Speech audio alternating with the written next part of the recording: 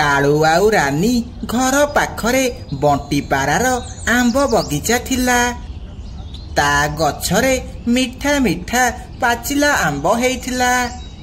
सेथिपाई jungler पक्षी माने ता पाखकु आंब खाइबाकु आसुथिले। कालू ए मिठा मिठा आंब बास्नारे मो नाक कण हेइ जाउची।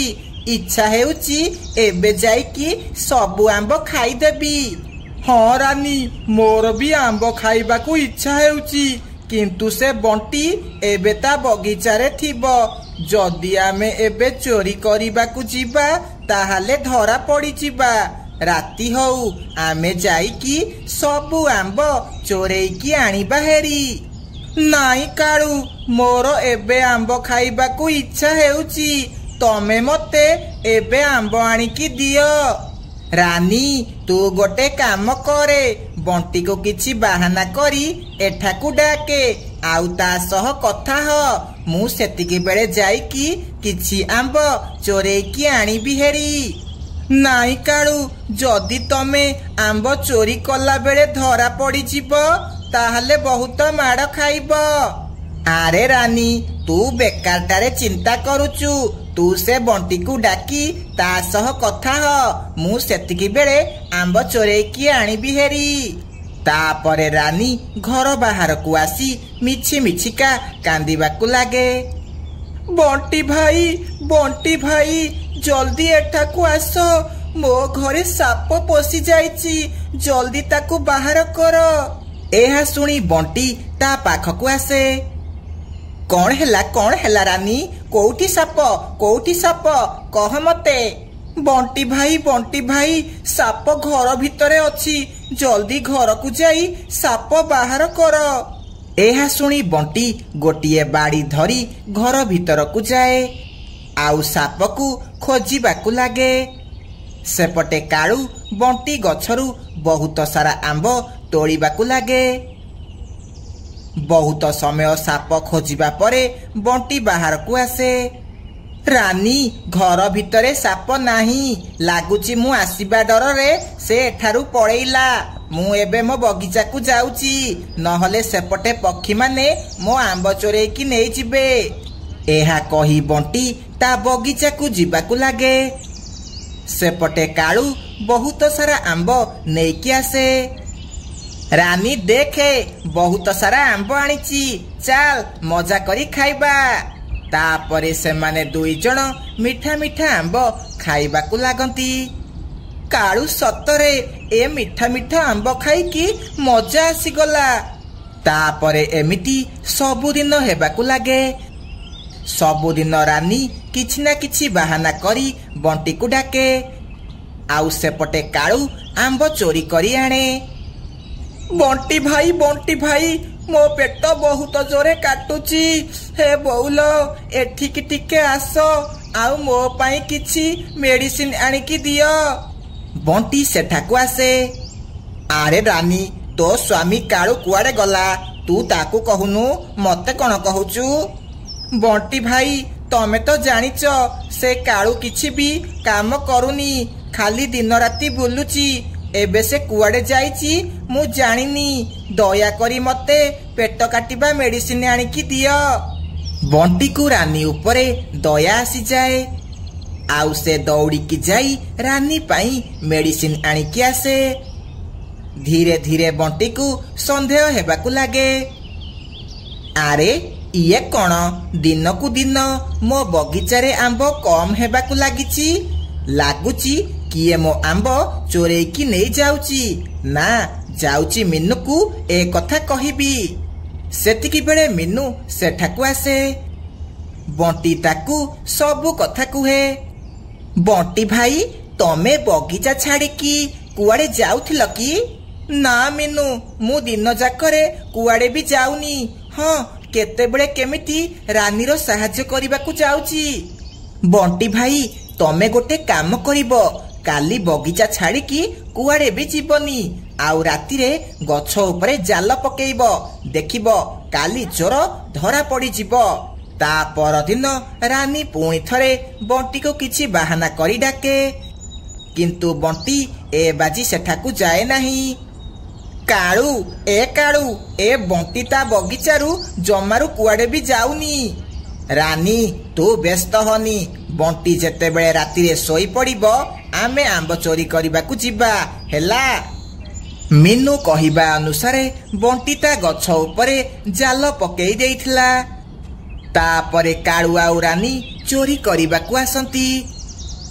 ସେ ଯେମିତି ଆମ୍ବ ଚୋରେଇବାକୁ ଲାଗିଛନ୍ତି ସେତିକି ବେଳେ ତାଙ୍କ ଉପରେ ଜାଲ ପଡିଯାଏ।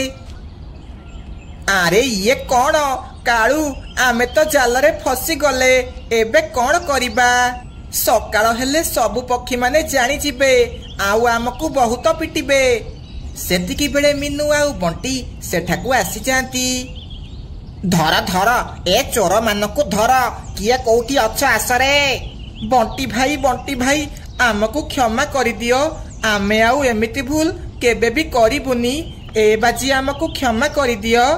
ତାହେଲେ ତମେ ଦୁଇ ଜଣ ଏତେ ଦିନ ହେଲା ମୋ ଆମ୍ବ ସବୁ ଚୋରି କରୁଥିଲ? ହଁ ବଣ୍ଟି ଭାଇ, ଆମେ କଥା ଦଉଛୁ ଆଉ କେବେ ବି ଏମିତି ଭୁଲ କରିବୁନି। ହଉ ଠିକ ଅଛି ବଣ୍ଟି ଭାଇ, ଏ ବାଜି ଏମାନଙ୍କୁ କ୍ଷମା କରିଦିଅ।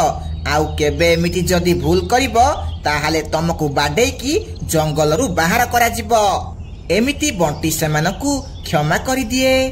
ସେହି ଦିନଠୁ କାଳୁ ଆଉ ରାନୀ ଜମାରୁ ଚୋରି କରନ୍ତି ନାହିଁ।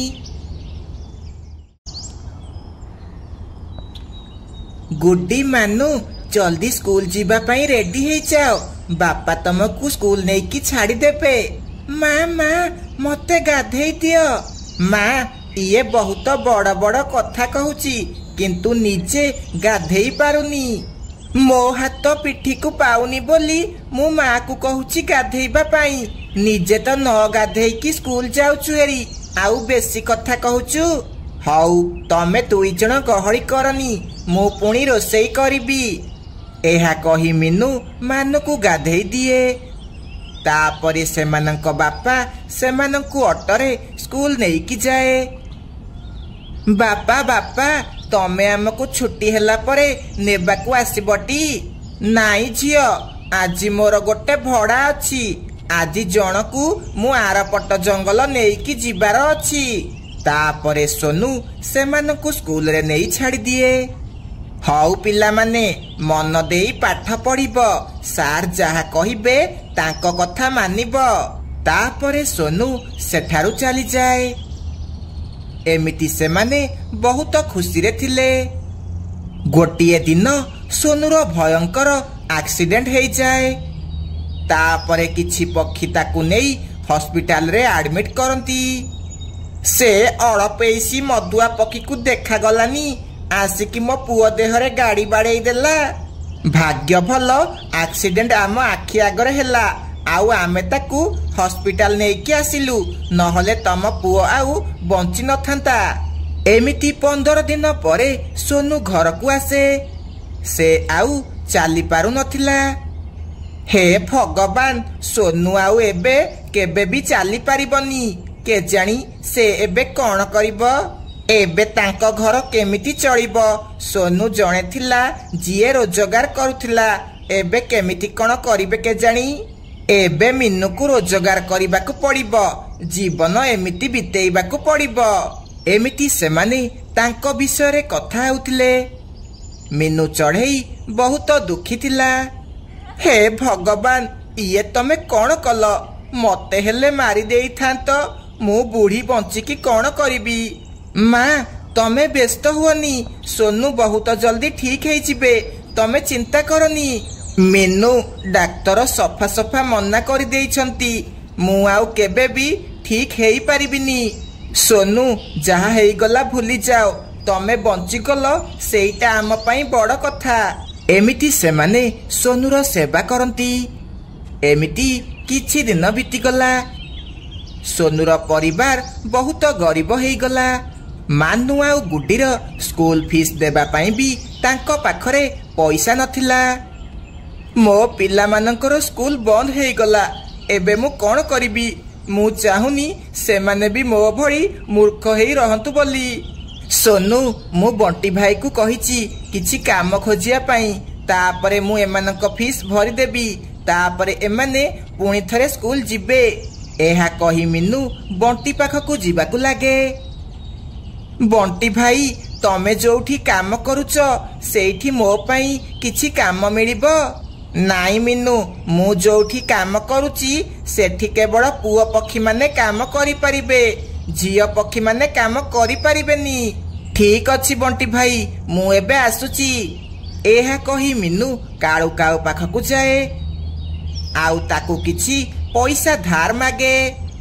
କାଳୁ ଭାଇ, ଘରେ ଖାଇବାକୁ ବି ଗୋଟେ ଚାଉଳ ଦାନା ବି ନାହିଁ, ମତେ କିଛି ପଇସା ଧାର ଦେଇପାରିବ? ହଉ ଠିକ ଅଛି ମିନୁ, ତୁ ଏଇଠି ବସିଥା, ମୁଁ ଆଣିକି ଆସୁଛି।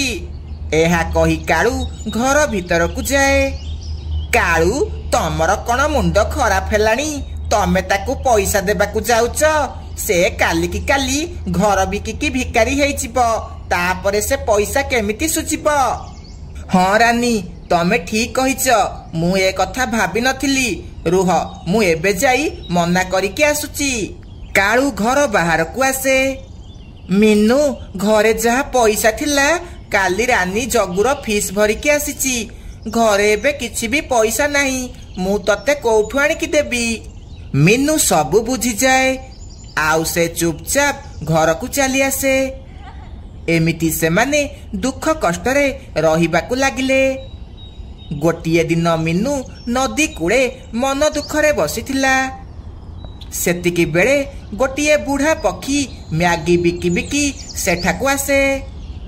ମ୍ୟାଗି ଖାଅ ଭାଇ, ମ୍ୟାଗି ଖାଅ, ମ୍ୟାଗି ବାଲା ମୁଁ ତ ମ୍ୟାଗି ବାଲା, ନିଅ ନିଅ ଭାଇ ଭଉଣୀ ମ୍ୟାଗି ଖାଅ, ମ୍ୟାଗି ଖାଅ ଭାଇ, ମ୍ୟାଗି ଖାଅ। ଆରେ ଝିଅ, ଏଠି ମନ ଦୁଃଖରେ କଣ ପାଇଁ ବସିଛୁ? ନିଏ ନିଏ, ଗୋଟେ ପ୍ଲେଟ ମ୍ୟାଗି ଖାଇଦେ। ମଉସା ମଉସା, ମୋ ପାଖରେ ମ୍ୟାଗି ଖାଇବାକୁ ପଇସା ନାହିଁ। ଝିଅ, ପଇସା ଦେବା କିଛି ଦରକାର ନାହିଁ, ବିନା ପଇସାରେ ମ୍ୟାଗି ଖାଇପାରିବୁ। ତାପରେ ମିନୁ ମ୍ୟାଗି ଖାଇବାକୁ ଲାଗେ। ଆରେ ବାଃ, ଏ ମ୍ୟାଗି ତ ବହୁତ ଭଲ ଲାଗୁଛି। ମଉସା, ତମେ ଦିନ ଯାକରେ କେତେ ଟଙ୍କା ରୋଜଗାର କରିଦଉଛ? ହଁ, ଭଲ ପଇସା ରୋଜଗାର ହେଉଛି, କିନ୍ତୁ ମୁଁ ଏବେ ଏ କାମ ବନ୍ଦ କରିବାକୁ ଚାହୁଁଛି, କାହିଁକି ନା ମୁଁ ବହୁତ ବୁଢା ହେଇଗଲାଣି। ମଉସା, ମୁଁ ବି ଏ କାମ କରିବାକୁ ଚାହୁଁଛି, କିନ୍ତୁ ମୋ ପାଖରେ ଠେଲା ଗାଡି ନାହିଁ, ଆମ ଘରେ ଏବେ 2 ବେଳା ଖାଇବାକୁ ବି ନାହିଁ। ଝିଅ, ତୁ ଏ ଠେଲା ନେଇଯା ଆଉ ମ୍ୟାଗି ବିକିବା ଆରମ୍ଭ କରିଦିଏ। ଯେତେବେଳେ ବେଶୀ ପଇସା ହେବ ତୁ ମତେ ଦେଇଦବୁ। ଏମିତି ସେ ବୁଢା ପକ୍ଷୀ ମିନୁକୁ ତା ଠେଲା ଗାଡି ଦେଇ ସେଠାରୁ ଚାଲିଯାଏ। ତାପରେ ମିନୁ ଆଉ ତା ଶାଶୁ ମିଶି ଜଙ୍ଗଲର ଗୋଟିଏ ଜାଗାରେ ମ୍ୟାଗି ବିକିବାକୁ ଲାଗନ୍ତି। ଏମିତି ସେମାନଙ୍କ ହାଲାତ ସୁଧୁରିବାକୁ ଲାଗିଲା। ବୋହୁ, ଭଗବାନ ବୋଧେ ସେ ବୁଢା ପକ୍ଷୀ ବେଶରେ ଆସିଥିଲେ ଆମକୁ ସାହାଯ୍ୟ କରିବା ପାଇଁ। ହଁ ମା, ତମେ ଠିକ କହୁଛ, ଭଗବାନ ଆମର ସାହାଯ୍ୟ କରିବା ପାଇଁ ନିଜେ ଆସିଥିଲେ। ମୁଁ ଆଗରୁ କେବେ ବି ସେ ବୁଢା ପକ୍ଷୀକୁ ଆମ ଜଙ୍ଗଲରେ ଦେଖିନି। ହଉ ବୋହୁ, ତୁ ଏବେ ଜଲ୍ଦି ଜଲ୍ଦି ମ୍ୟାଗି ବନା, ଗ୍ରାହକ ମାନେ ଆସିଲେଣି। ଏମିତି ଜଙ୍ଗଲର ବହୁତ ସାରା ପକ୍ଷୀ ମିନୁ ପାଖକୁ ମ୍ୟାଗି ଖାଇବାକୁ ଆସିଲେ। ଏମିତି ସେମାନଙ୍କର ବହୁତ ରୋଜଗାର ହେଲା। ତାପରେ ସେମାନେ ଆଗ ଭଳି ବହୁତ ଖୁସିରେ ରହିବାକୁ ଲାଗିଲେ।